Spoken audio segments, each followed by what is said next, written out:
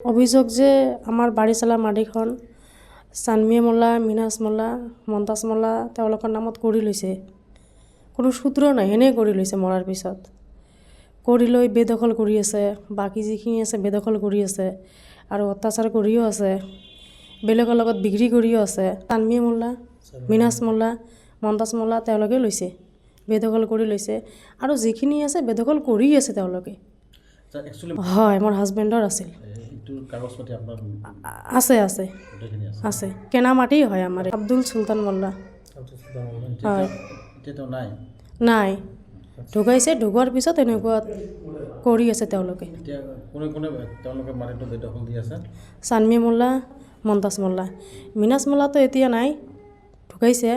এই তেওঁলোকৰ যে বাচ্চাবিলাক আছে, ছবিগুল মোল্লা, চাম্পা, আনৰা, মনৰা, তাৰপিছত আকাশ নাম, বেহুলা, মিনাজ মোল্লা ৱাইফ, চানমিয়ে মোল্লা।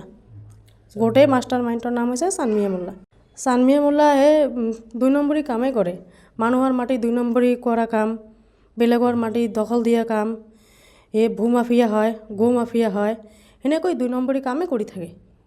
সেই ২ নম্বৰী কাম, মানুহৰ মাটি দখল কৰা কাম, এইবিলাক কামৰ কাৰণেহে অফিচত যায় মানুহ প্ৰতিদিন, নহ'লে একো কাম নাই, এনেই যাব অফিচত, এনেতো নহয়। এই মানুহৰ মাটি অফিচত যায়।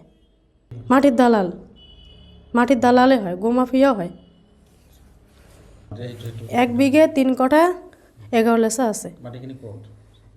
মাটিখন এই বেপাৰীপট্টি 4 নম্বৰ ৱাৰ্ডত। কৰিছোঁ, কমপ্লেইন কৰিছোঁ অফিচৰ পৰা, কোৰ্টতো কেছ চলি আছে, একো একশ্যনে নহয়।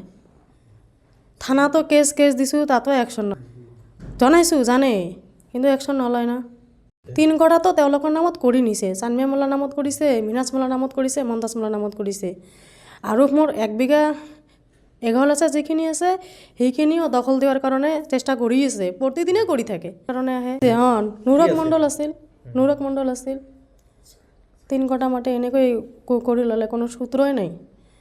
মোক কয় যে বিক্ৰী কৰিছে, কিন্তু বিক্ৰীতে কৰা নাই, এনেই বেদখল কৰিছে, মৰাৰ পিছতে কৰিছে। মৰাৰ 1 মাহ আগতো খাজনা দিছে, 2019ত দিছে খাজনা। 8 তাৰিখ 4 মাহতো ঢুকালে, কিন্তু 3 মাহত খাজনাও দিছে। খাজনা যদি দিছে তেন্তে তেওঁলোককতো দিয়া নাই। চানমিয়ে মোল্লাৰ, মিনাজ মোল্লাক, মন্তাজ মোল্লাক দিয়াতো নাই, আমাৰ মাটিয়ে আছে। এইটো 2 নম্বৰী কৰিছে।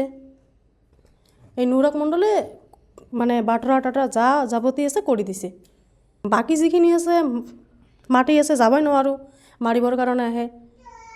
চানমিয়ে মোল্লা মাৰিবৰ কাৰণে আহে, তেওঁৰ ৱাইফ মাৰিবৰ কাৰণে আহে, মই যাবই নোৱাৰোঁ। এনেকুৱাই হৈছে। মই এইটো কওঁ যে চাৰ্কেল অফিচাৰৰ কাছত অনুৰোধ জনাওঁ যে মোৰ বাচ্চাবিলাকৰ মাটিখিনি এইখিনি তেওঁলোকে বেদখল কৰিব নোৱাৰে। এইটো ন্যায় এটা বিচাৰ হওক, মই এইটোৱে চাওঁ। আৰু কৰিছোঁ, অনেক এবাৰ কৰিছোঁ, কিন্তু একশ্যন লোৱা নাই। অফিচত জানে, তেওঁলোকে জানে, একো পোৱা নাই। গ'লে কয় আপোনাৰ হাজবেণ্ড বিক্ৰী কৰি গৈছে, এনে এইবিলাক কয়। 2 নম্বৰীটো কৰি আছে, 2 নম্বৰী কৰি আছে, ৰেগুলাৰে কৰি আছে। সন্দেহতো হয়, টকা পইচা দিতো কৰি আছে, নহ'লে এনে অফিচত কামটো নকৰে ন, কৰি আছে। তেওঁলোকে টকা পইচা দি কাম কৰিছে। মই এতিয়া নিৰাপত্তা নোহোৱাই হৈছোঁ। মোক এতিয়া ন্যায় বিচাৰে লাগে।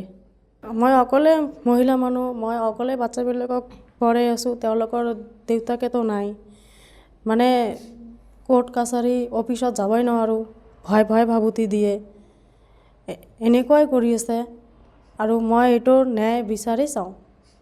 এতিয়া জনাইছোঁ যে মানে মোৰ বাচ্চাবিলাকৰ অন্যায় যাতে নহয়। চানমিয়ে মোল্লা মোৰ লগত বহুত অন্যায় কৰি আছে।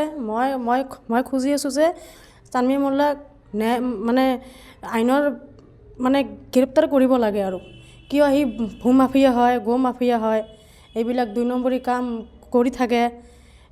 আইনৰ কাছত মই জনালোঁ যে তেওঁক গ্ৰেপ্তাৰ কৰিবই লাগে, আৰ্জেণ্ট কৰিবই লাগে, নহ'লে এনেকুৱা কাম কৰি থাকিব আহি। অসমৰ মুখ্যমন্ত্ৰী CM ছাৰ আৰু DC ছাৰৰ ওচৰত অনুৰোধ জনালোঁ যে মোৰ এইখিনি কাম তদন্ত কৰি ন্যায় বিচাৰ দিব লাগে। যিকোনো খবৰৰ বাবে যোগাযোগ কৰক আমাৰ এই নম্বৰত 9181 307 2221।